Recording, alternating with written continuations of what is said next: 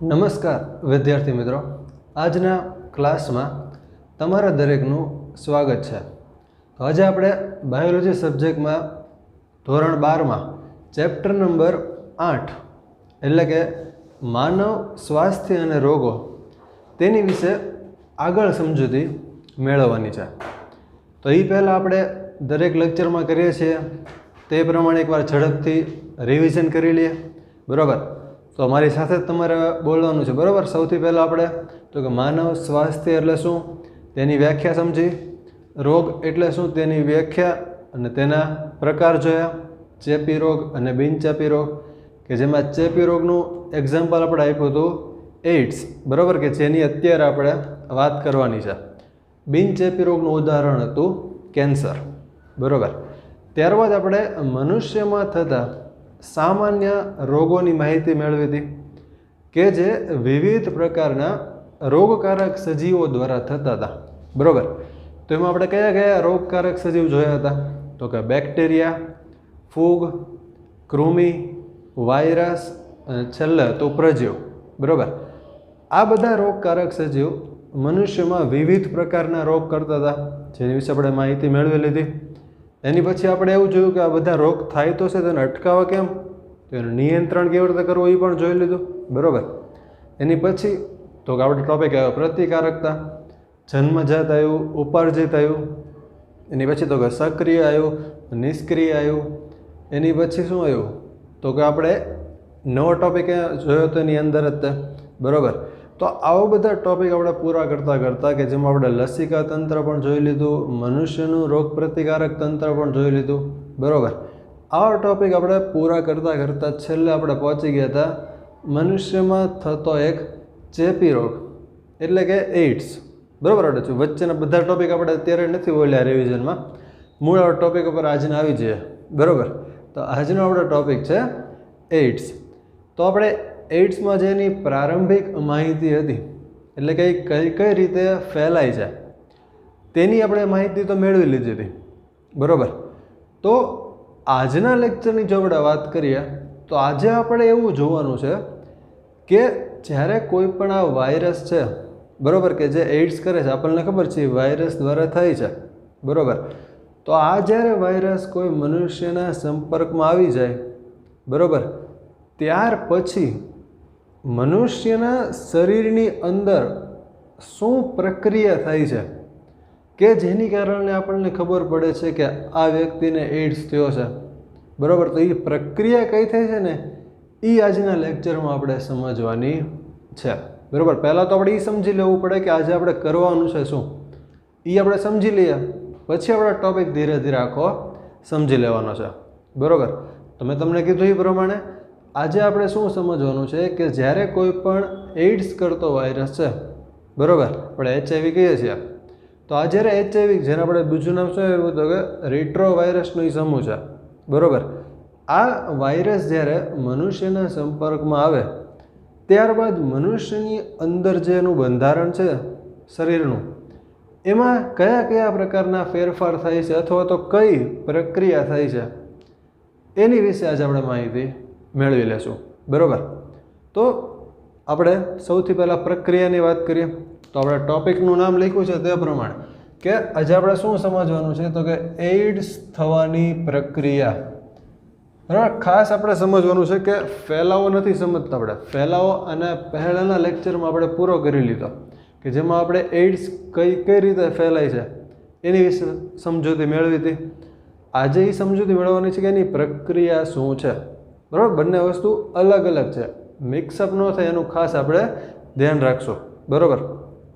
તો આપણી જે ટેક્સ્ટ બુક છે ને એમાં આખો આ ટોપિક આપણને એક પેરેગ્રાફના સ્વરૂપમાં આપેલો છે, તો આપણે સરળ આપણી માટે બને, બરાબર, એ રીતે મેં તમને એક સ્ટેપમાં આખી પ્રક્રિયા સમજાવવાનો એક પ્રયત્ન કરેલો છે, બરાબર। તો એ કયા કયા સ્ટેપ છે એની વિશે આપણે વિગતવાર સમજૂતી મેળવી લઈએ। તો સૌથી પહેલાં શું થાય તો કે જે વાયરસ છે HIV છે અથવા તો રેટ્રો વાયરસ, બરાબર, સામાન્ય રીતે આપણે HIV વાયરસ એવું બોલતા હોય કે જે આપણે એઇડ્સ રોગ કરતો હોય, માની લો કે આ વાયરસ છે ને એ કોઈક વ્યક્તિના સંપર્કમાં આવે છે, બરાબર। વાયરસ ક્યાં આવ્યો તો કે વ્યક્તિના સંપર્કમાં આવી ગયો, હવે વ્યક્તિના સંપર્કમાં આવશે તો એ કોઈક જગ્યાએ જશે, બરાબર, એટલે શરીરમાં કોઈ એક જગ્યાએ પસંદ કરશે. તો આ જે વાયરસ જે છે એ વ્યક્તિના જે બૃહદ કોષ છે, તો આપણને એમ થાય બૃહદ કોષ એટલે હું, તો એનો મતલબ થાય મેક્રોફેજ, બરાબર. બૃહદ કોષને આપણે ઇંગ્લિશમાં મેક્રોફેજ એવું પણ કહીએ છીએ. અને આ કોષની આપણે થોડી ઘણી વાત પહેલાં પણ કરેલી છે, બરાબર. પ્રક્રિયા શું થઈ? તો કે વાયરસ બહારથી સજીવના સંપર્કમાં આવ્યો, ત્યાર પછી જે વ્યક્તિ હતો એનો જે બૃહદ કોષ એટલે કે મેક્રોફેજ છે તેની અંદર આ વાયરસ ગયો. હવે છેલ્લા લેક્ચરમાં મેં તમને એક વાત કરી હતી કે જે વાયરસ હશે ને એના બંધારણમાં હંમેશા આરએનએ હોય, બરાબર, ડીએનએ ન હોય. અને આપણે જે મનુષ્યો હોય ને એના બંધારણમાં હંમેશા ડીએનએ હોય, આરએનએ આપણામાં ન હોય, બરાબર. આ એક મુખ્ય તફાવત છે કે જેનાથી આપણને ખબર પડે છે કે એ વાયરસ છે. વાયરસમાં હંમેશા શું હશે? આરએનએ જ હોય, એમાં ડીએનએ ન હોય. અને આપણામાં ડીએનએ હોય, આપણામાં આરએનએ ન હોય. બહુ ક્લિયર વાત તમને સમજાઈ ગઈ હવે, બરાબર. તો અહીંયા જે વાયરસ આવવાનો છે તો એના બંધારણમાં શું હશે? ડીએનએ હશે કે આરએનએ હશે? તો કે આરએનએ હશે, હમણાં આપણે વાત કરી પ્રમાણે. તો બીજી વાત મેં એવી પણ કરી કે આપણા શરીરમાં તો ડીએનએ છે, બહારથી આરએનએ આવે છે. હવે તમે વિચારો બંધારણ શું થાય છે? ફરે છે. શરીરમાં છે ડીએનએ, બહારથી આવે છે આરએનએ, સરખું નથી થતું, બરાબર. એટલે હવે કંઈક ને કંઈક પ્રોબ્લેમ થવાના છે, બરાબર. તો એ પ્રક્રિયા છે ને એ સમજતા પહેલાં એ કંઈ આપણે એક્સ્ટ્રા કરીને એક ટોપિકમાં લખેલો છે, બરાબર, કે જે અહીંયા આપણે આ પ્રક્રિયામાં લખી છે ને અહીંયા, બરાબર, એ પ્રક્રિયાને સમજવા માટે એક એક્સ્ટ્રાનો ટોપિક છે ને એ પહેલાં આપણે સમજવો પડે, બરાબર. કારણ કે અહીંયા ડાયરેક્ટ આપણને પ્રક્રિયા નહીં સમજાય. તો એ પ્રક્રિયા શું છે ને એને આપણે એક્સ્ટ્રાના એક ટોપિકનું નામ આપ્યું છે સેન્ટ્રલ ડોગમા, બરાબર. કોઈ આપણે ડોગ એટલે પછી કોઈ કૂતરાની અવાજ નથી કરતા. પ્રક્રિયાનું નામ છે સેન્ટ્રલ ડોગમા. લગભગ તમે શબ્દ સાંભળેલો હશે. આ પ્રક્રિયામાં શું હોય? તો કે એક છે ને વૈજ્ઞાનિક હતા, બરાબર. એનું નામ હતું FHC ક્રિક, બરાબર. એક જ નામ છે આખું. શું છે? FHC creek. એમણે એવું કીધું કે કોઈ પણ માહિતી હોય ને, બરાબર, શરીરની, તો એ સૌથી પહેલાં ડીએનએમાં જાય, ત્યાંથી વહન પામીને mRNAમાં જાય, બરાબર. અહીંયા એ પણ સમજવું પડે કે આરએનએના પાછા આપણે વિવિધ 3 પ્રકાર પડે છે, બરાબર. એમાંથી જે mRNA છે એની અંદર એ માહિતી જવાની છે ડીએનએમાંથી. તો હજી એક નવો પ્રશ્ન બને, તો આપણે જે આરએનએના બીજા 2 પ્રકાર કયા બાકી રહી ગયા? તો એક તો છે tRNA અને બીજો છે rRNA, બરાબર. ટોટલ 3 થઈ ગયા, mRNA, tRNA અને rRNA. તો અહીંયા સૌથી પહેલાં કોઈ પણ સંદેશો અથવા માહિતી આવી, ડીએનએમાં ગઈ, ત્યાંથી mRNAમાં ગઈ, ત્યાંથી પ્રોટીન સંશ્લેષણ કરવા માટે ક્યાં ગઈ? તો કે પ્રોટીનમાં, બરાબર. મેં તમને પહેલાં કીધું પ્રમાણે આ એક એક્સ્ટ્રાનો ટોપિક છે આપણી માટે. તો આ રીતે જે સંદેશો અથવા માહિતી છે ને એ એક જ દિશામાં વહન પામે એવું કોણ કહે છે? FHC creek. તો આપણને એમ થાય તો આ વાતને અને જે બીજી વાત છે એને શું લેવા દેવા હશે, બરાબર, કે જે અહીંયા આપણે કરવાની છે વાયરસમાં આરએનએની. તો એની માટે છે ને બીજા વૈજ્ઞાનિક આવ્યા. એનું નામ હતું, તો કે એકનું નામ હતું HM ટેનિન અને બીજાનું નામ હતું ડી બાલ્ટીમોર. આ બંને વૈજ્ઞાનિકોના નામ છે, બરાબર. એક છે HM ટેનિન અને બીજો છે ડી બાલ્ટીમોર. એને છે ને થોડુંક વિચાર્યું. એણે એવું કીધું કે શું બધામાં ડીએનએ હશે, બરાબર. તો એણે વિચારીને કીધું કે ના, બધામાં ડીએનએ નહીં હોય. એણે શું કીધું કે વાયરસ છે એમાં શું હશે? તો કે આરએનએ હોય. તો જ્યારે વાયરસમાં આરએનએ હોય તો એ કે આ તમે આ પ્રક્રિયા કેવી રીતે દર્શાવી શકો? કારણ કે વાયરસમાં તો ડીએનએ છે જ નહીં, તો તમે પ્રક્રિયા દર્શાવશો કેવી રીતે? તો એની માટે એણે એક અલગ પ્રક્રિયા આપી, બરાબર. પ્રક્રિયા તો આ જ છે કે ડીએનએમાંથી mRNAમાં સંદેશો જશે, mRNAમાંથી પ્રોટીનમાં. તો અહીંયા એણે સૌથી પહેલાં શું કર્યું હતું કે બંને તબક્કાને નામ આપ્યા. એટલે કે જે ડીએનએમાંથી એમઆરએનએમાં સંદેશો જાય છે એને આપણે કહીએ છીએ પ્રત્યાંકન, અને એને ઇંગ્લિશમાં આપણે નામ આપ્યું છે ટ્રાન્સક્રિપ્શન. બરાબર, આ ગુજરાતીનું નામ છે એટલે કે પ્રત્યાંકન, એનો જ ઇંગ્લિશ શબ્દ થાય છે ટ્રાન્સક્રિપ્શન. મેં બંને શબ્દ એ માટે લખ્યા છે કારણ કે તમારે આગળ જતાં ટ્રાન્સક્રિપ્શન શબ્દ આપણે બોલવાનો રહેશે. બરાબર, પ્રત્યાંકન એવો બહુ ઓછો શબ્દ આગળ જતાં આપણે આવશે. તો જે ડીએનએમાંથી સંદેશો એમઆરએનએમાં ગયો એ પ્રક્રિયાને શું કહીશું આપણે? ટ્રાન્સક્રિપ્શન એટલે કે પ્રત્યાંકન. હવે સંદેશો એમઆરએનએમાંથી ક્યાં જવાનો છે? પ્રોટીનમાં. તો એ પ્રક્રિયાને શું કહેવાય? ભાષાંતર, જેને ઇંગ્લિશમાં આપણે કહીએ ટ્રાન્સલેશન. બરાબર, બંને શબ્દ ભેગા ન થઈ જાય, અથવા તો ટ્રાન્સલેશન પહેલાં ન આવી જાય, ટ્રાન્સક્રિપ્શન પછી ન જાય, એ આપણે ખાસ ધ્યાન રાખશો. પહેલો તબક્કો ટ્રાન્સક્રિપ્શન અને બીજો તબક્કો ટ્રાન્સલેશન. બરાબર, તો આપણી વાત ફરીથી ક્યાં હતી? તો કે વાયરસમાં. વાયરસમાં શું કીધું? તો કે ડીએનએ નથી, આરએનએ છે. પ્રક્રિયા શું થાય? માનો કે અહીંયા ડીએનએની જગ્યાએ આરએનએ હોય ને, તો આ છે ને પ્રક્રિયા, જે ડીએનએમાંથી સંદેશો એમઆરએનએમાં જવાનો હતો પ્રત્યાંકનની ક્રિયા દ્વારા, એની બદલે શું થશે કે આ સંદેશો છે ને અહીંયા ગોળ ફરીને પાછો આવી જાય. આપણને એમ થાય એવું શું લેવા કે મજા આવતી હશે ગોળ ફરવામાં? ના, તો એવું નથી. અહીંયા જે ગોળ ફરીને પાછું આવશે ને એની કારણે જે સંદેશો હશે, એટલે કે જે ડીએનએમાં જે માહિતી હશે ને એ આખી માહિતી ઉલટી થઈ જાય. હવે આપણે કેમ અરીસામાં જોઈએ આપણને કોઈ પણ શબ્દ લખ્યો હોય તો એને ઊંધો દેખાય, એવી રીતે જ્યારે અહીંયા ડીએનએની જગ્યાએ આરએનએ હોય ને ત્યારે આખી માહિતી ઊંધી થઈ જાય. આપણે વિચારો કોઈ પણ વસ્તુ આપણે સીધી રીતે ખાતા હોય ને ઊંધી રીતે ખાતા હોય તો એમાં પ્રશ્ન થવાનો છે. બરાબર, તો એ જ પ્રક્રિયા અહીંયા થાય છે કે અહીંયા આવી જાય છે આરએનએ. એની કારણે આ જે પ્રક્રિયા છે, જો મેં રાઉન્ડ એટલે જ તમને બતાવેલો છે કે અહીંયાની અહીં ફરી જાય છે અને ડીએનએની પૂરક માહિતી બનાવે છે, એનાથી વિરુદ્ધની માહિતી કે જે છે જ નહીં. હવે શું થયું? તો કે આવી માહિતી છે એ પ્રત્યાંકન દ્વારા એમઆરએનએમાં ગઈ અને ત્યાંથી ભાષાંતર દ્વારા પ્રોટીનમાં ગઈ. પણ હજી એક નવો શબ્દ અહીં આપણી માટે આવે છે. એ કયો છે? તો કે જ્યારે આ ફરીને પાછું ત્યાં આવે છે તો એને આપણે પ્રત્યાંકન નથી કહેતા, એને આપણે કહીએ છીએ રિવર્સ. બરાબર, એટલે કે રિવર્સ ટ્રાન્સક્રિપ્શન. જ્યારે પ્રક્રિયા સીધી ચાલતી હોય તો એને કહેવાય ખાલી ટ્રાન્સક્રિપ્શન. જ્યારે કોઈ પણ ડીએનએની બદલે આરએનએ હોય તો શું થાય છે? ત્યાં ને ત્યાં ફરી જાય છે. બરાબર, સ્વયંજનનનો મતલબ એટલે શું?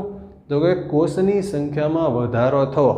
બરાબર, પોતાના જેવી જ નવી કોપી બને, આપણે કેમ ઝેરોક્સ કરાવીએ છીએ એ જ રીતે. તો અહીંયા કઈ પ્રક્રિયા બનશે હવે? Reverse transcription. ક્યારે? આરએનએ હોય ત્યારે.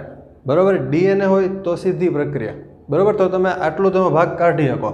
જો ડીએનએ હોય ને તો આપણે આ ભાગ જ કાઢી નાખવાનો અહીંયાથી, તો ખાલી આપણે આ જ પ્રક્રિયા દર્શાવવાની રહે. પણ જ્યારે આપણે હોય છે વાયરસ, બરાબર, તો શું થાય છે? તો કે અહીંયાથી માહિતી ફરે છે, એનું થાય છે સ્વયંજનન. અને જ્યારે આપણું મગજ એને ઓળખે છે, બરાબર, કે આ તો ઊંધી માહિતી છે, એ પહેલાં જ આ માહિતી આપણા શરીરમાં આવી જાય છે. એની કારણે રોગ થતો હોય છે. બરાબર, તો આ એક બહુ જ અગત્યનો ટૉપિક છે સેન્ટ્રલ ડોગમાં. આગળ જતાં આપણને ઘણો બધો ઉપયોગી બનવાનો છે. અત્યાર માટે તમે બુકમાં એક એક્સ્ટ્રા તરીકે એને લખી શકશો. બરાબર, હવે પાછા આવી જઈએ આપણા ટૉપિકમાં કે જે હતું એઇડ્સ કઈ રીતે થાય છે. તો પહેલાં આપણે વાત કરી વાયરસ આવશે, કોઈ પણ વ્યક્તિમાં આવશે. વ્યક્તિમાં ક્યાં આવશે? તો કે બૃહદ કોષ અથવા તો મેક્રોફેઝમાં. બરાબર, ત્યાંથી હવે કઈ પ્રક્રિયા થઈ જુઓ તો કે વાયરસમાં તો આપણે કીધું એ પ્રમાણે શું હોવાનું છે? તો કે આરએનએ હશે. બરાબર, હવે આરએનએ જે છે, બરાબર, એ કયો ઉત્સેચક? તો કે રિવર્સ ટ્રાન્સક્રિપ્ટેઝ. એ ઉત્સેચકની મદદથી કેમાં રૂપાંતરણ પામવાનો છે? હવે ડીએનએ. પણ આ જે ડીએનએ હશે એ નોર્મલ ડીએનએ નહીં હોય. કેવું હશે? તો કે આ ડીએનએ હશે એ હવે હશે તો કે વાયરસ ધરાવતું. બરાબર. નોર્મલ ડીએનએ હોય તો વાંધો જ નહોતો કાંઈ, પણ હવે જે ડીએનએ બને છે એ કેવું છે? વાયરસ ધરાવતું. તો આપણને એમ થાય વાયરસ ક્યાંથી આવ્યો? તો કે આવ્યો આરએનએમાંથી. તો આપણને એમ થયું કે આરએનએમાંથી ડીએનએમાં કેમ રૂપાંતરણ થયું? તો કે એ થયું રિવર્સ ટ્રાન્સક્રિપ્ટેસ. અહીં આપણે દર્શાવ્યું, બરાબર. આ ખાલી શું છે? ટ્રાન્સક્રિપ્શન. જ્યારે ઊંધું થઈને આવે છે તો આપણે એને કહીએ છીએ રિવર્સ. ક્લિયર છે? તો હવે આખી પ્રક્રિયા પહેલાં ક્લિયર થઈ ગઈ. હવે શું થાય છે? તો કે આ જે વાયરસ ધરાવતું ડીએનએ છે ને એની સંખ્યામાં વધારો થાય તો એને શું કહેવાય? સ્વયંજનન. એનો મતલબ કે આપણું જે શરીર છે ને એની આપણે બીજા ભાષામાં કહીએ તો હવે શરીરની તબાહી ધીરે ધીરે શરૂ થાય છે. કારણ કે રોગકારક સજીવ છે એ શરીરમાં આવી ગયો ને એની સંખ્યા વધારતો જાય છે. સ્વયંજનન થયું, બરાબર. હવે સ્વયંજનનની થવાની કારણે આ જે મેક્રોફેજ અથવા તો બૃહદ કોષો હતા, બરાબર, એમાં શું થશે? તો કે વધારેમાં વધારે ડીએનએ સર્જાવા લાગશે. પણ ફરીથી આ ડીએનએ કેવા છે? વાયરસ ધરાવતા. ખાસ યાદ રાખવાનું, બરાબર. આપણે નોર્મલ ડીએનએની વાત અત્યારે નથી કરતા. જો સામાન્ય ડીએનએ હોય તો રોગ જ નથી થવાનો. પણ હવે જે ડીએનએ છે કયું છે? વાયરસ ધરાવતું. અને આ પ્રક્રિયા મેક્રોફેઝમાં થાય છે. એટલે કે મેક્રોફેઝમાં વાયરસ ધરાવતા ડીએનએ સતત બન્યા કરે છે. એની કારણે આપણે મેક્રોફેજ અથવા બૃહદ કોષ છે ને એને એક અલગ નામ પણ આપેલું છે અને એ છે એચઆઈવીનું કારખાનું. બરાબર. કારણ કે ત્યાં એની સંખ્યા ઘણી બધી વધે છે. અને આજે છે ને આપણે એમસીક્યુની દ્રષ્ટિએ પણ અગત્યનું બને છે કે એચઆઈવીનું કારખાનું એટલે કયો કોષ? તો આપણે આન્સર શું લખશું? તો કે મેક્રોફેજ અથવા તો બૃહદ કોષ. બરાબર. પ્રક્રિયા આગળ લઈ જઈએ તો કે આવા જે મેક્રોફેજમાં વાયરસવાળા ડીએનએ બન્યા એમાંથી હવે શું થાય છે? તો કે એ હવે શરીરના જે ટી લસિકા કોષ છે ને એની અંદર જોઈએ. તો આપણને એમ થાય ટી લસિકા કોષનું કાર્ય શું હતું? પહેલાં આપણે સમજી ગયા છીએ. શરીરની રોગ પ્રતિકારક શક્તિ છે, બરાબર, કે જે બી લસિકા કોષ બનાવે છે એને આ ટી લસિકા કોષ શું કરશે? મદદ કરશે. તો આવા જે વાયરસ ધરાવતા ડીએનએ છે એ ક્યાં આવી ગયા? ટી લસિકા કોષમાં ગયા. બરાબર. ત્યાં હવે શું કરશે? ફરીથી પોતાની નવી સંતતિ ઉત્પન્ન કરશે ટી લસિકા કોષની અંદર. હવે ટી લસિકા કોષમાંથી આ કોષ તો કે રુધિરમાં જશે. હવે રુધિરમાં ગયા એનો મતલબ આખા શરીરમાં આવી ગયા. બરાબર. હવે શું કરે? તો કે જે ટી લસિકા કોષ છે કે જે બી લસિકા કોષને શરીરની રોગ પ્રતિકારક શક્તિ આપવામાં મદદ કરે છે, એવા કોષ ઉપર આજે બહારથી આવેલા કોષ છે એ શું કરશે? તો કે હુમલો કરી દેશે. પણ કેમ? યુદ્ધ થયું હોય એવી રીતે. બરાબર. એટલે ટી લસિકા કોષ ઉપર આ હુમલો કરશે બહારથી આવેલા કોણ? વાયરસ. એની કારણે શું થાય? તો કે ટી લસિકા કોષની સંખ્યા ઘટતી જશે. બરાબર. યુદ્ધમાં ઓલા લોકો વધારે આપણે કહેવાય ને જોરવાળા છે એની કારણે ટી લસિકા કોષની સંખ્યા ઘટી ગઈ. એની અસર એટલે કે ટી લસિકા કોષ ઘટ્યા એની કારણે શું થાય? તો કે એની અસરમાં એવું થાય તો કે વ્યક્તિને લાંબા સમય સુધી તાવ આવે, વ્યક્તિને ઝાડા પણ થઈ જશે અને વજન છે એમાં અચાનક ઘટાડો થવા લાગશે. બરાબર. એની કારણે બીજી અસર એવી થાય કે જે માઇકોબેક્ટેરિયમ, એક બેક્ટેરિયાનું નામ છે કે જે રોગકારક બેક્ટેરિયા છે. બરાબર. એક એક્સ્ટ્રા તરીકે તમારે યાદ રાખવું તો એવું કહેવાય કે લેપ્રોસી નામનો જે રોગ છે ને એ કરે છે. અને લગભગ આપણું જે બેક્ટેરિયા જે છે, બરાબર, બેક્ટેરિયા દ્વારા થતા રોગમાં જે આપણે બંને રોગ પૂરા કર્યા હતા ને એની પછી એક એક્સ્ટ્રા કરીને મેં તમને 3 રોગના નામ આપ્યા હતા. બરાબર. તમારી બુકમાં તમે જોજો એમાં લગભગ આપણે આ રોગનું નામ લખેલું છે. જો ન લખેલું હોય તો આપણે જે માઇકોબેક્ટેરિયમ છે એ લેપ્રોસી જેવો રોગ કરી શકે છે. અને એ શું છે? પોતે એક બેક્ટેરિયા છે. બરાબર. ન લખ્યું હોય તો આ એક લખી લેજો ત્યાં.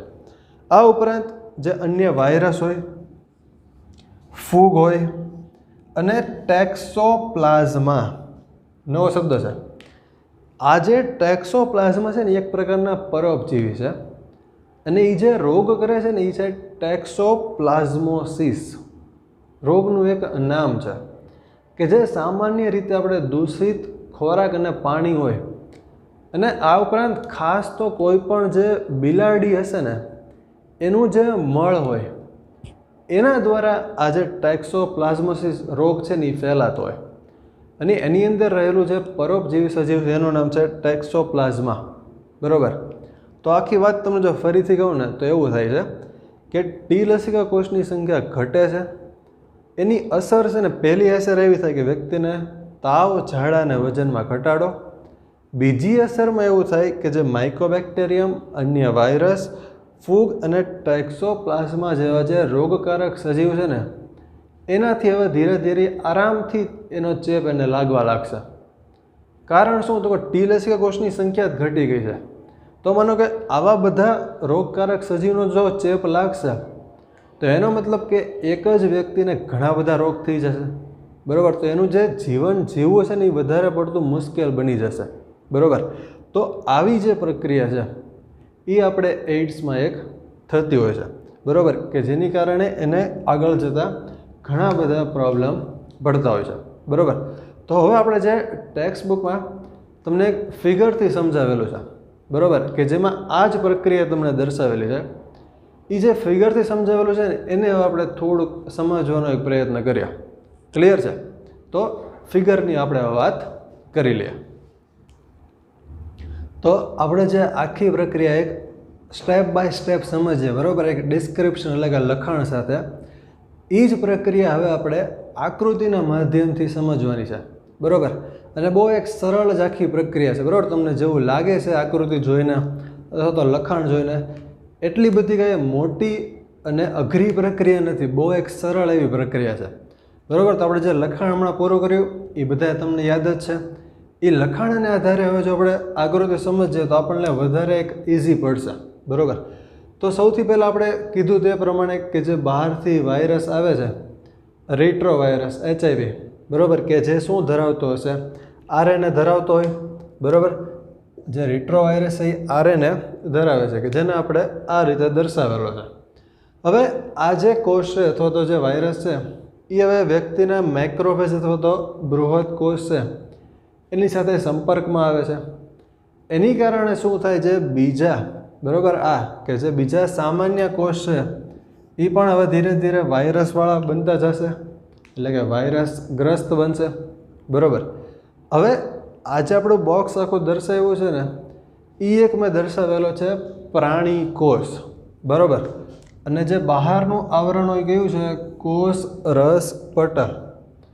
અહીંયા એક વાત તમારે ખાસ ધ્યાન રાખવાની છે કે પ્રાણી કોષ હોય એમાં કોષ દિવાલ ન હોય, બરાબર. નકર તો આપણે કોષ રસ પટલની બદલે શું લખાય? કોષ દિવાલ. જો વનસ્પતિ કોષ આપણે લીધો હોય તો જ એમાં કોષ દિવાલ હોય. અને વનસ્પતિ કોષ અને પ્રાણી કોષનો આ જ એક મુખ્ય તફાવત છે અને એ છે કોષ દિવાલ. પ્રાણી કોષમાં કોષ દિવાલ ન હોય, વનસ્પતિ કોષમાં કોષ દિવાલ હશે, બરાબર. બંનેની એક લાક્ષણિકતા થઈ. તો હવે આ જે વાયરસ આવેલો છે એ કોઈ પણ પ્રાણી કોષના કોષરસ પટલના સંપર્કમાં આવશે.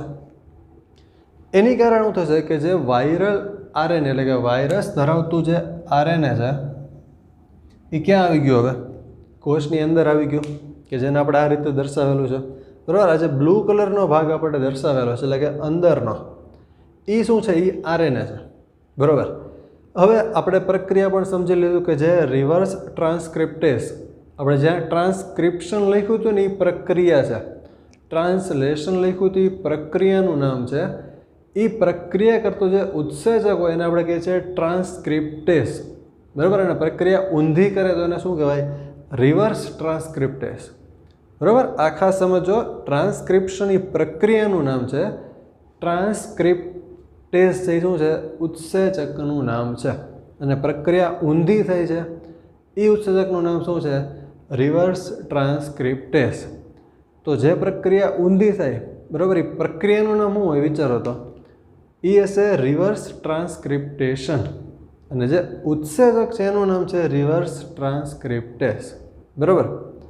હવે આ જે રિવર્સ ટ્રાન્સક્રિપ્ટેસ ઉત્સેચક છે એ શું કરશે? સંખ્યામાં વધારો કરશે. કોનું? તો કે વાયરલ DNAમાં, બરાબર. આપણે પ્રક્રિયા સમજી ગયા એ પ્રમાણે આ જે વાયરલ RNA આવેલો છે એ હવે આ ઉત્સેચક દ્વારા શું કરશે તો કે વાયરલ ડીએનએનું નિર્માણ કરશે. અને આ શું છે? એ છે વાયરલ ડીએનએ.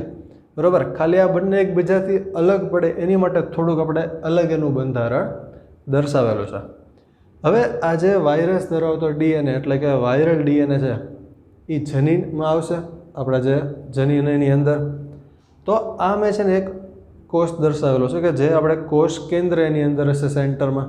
બરાબર. આપણે એક જ કોષની અંદર આખી વાત કરીએ છીએ. તો આ જે વાયરસ ધરાવતો ડીએનએ જ્યારે કોઈ પણ જનીનની અંદર આવશે તો અંદર તો શું હશે? કોષ કેન્દ્ર હોય. અને આ જે આપણે ગૂંચળા સ્વરૂપે દર્શાવ્યું છે એ શું છે? ડીએનએ છે. બરાબર. ગૂંચળાવાળું ડીએનએ અને સેન્ટર અથવા તો આખું જે વચ્ચેનો જ ભાગ છે એને આપણે કહીએ છીએ કોષ કેન્દ્ર. આ કોષ નથી. બરાબર. કોષ આખો આ છે, બહારનો આપણે દર્શાવ્યો ને એ કોષ રસ પટલ. હવે બનો કે આવો કોઈ કોષ હોય એની વચ્ચે જે આવો ભાગ હોય કે જેને આપણે કોષ કેન્દ્ર કહીએ છીએ. બરાબર. તો આ છે ને એ ભાગ છે કોષ કેન્દ્ર. એની અંદર શું છે? ડીએનએ. પ્રક્રિયા શું થશે તો કે આ જે વાયરલ ડીએનએ હવે જનીનમાં આવેલા છે એની કારણે હવે કોનું નિર્માણ થશે તો કે વાયરલ આરએનએનું. કોણ ઉત્સેચક? તો કે આ ઉત્સેચક જવાબદાર છે એની માટે. એની કારણે હવે શું થશે તો કે નવા વાયરસ બનતા જશે કે જેમાં શું છે?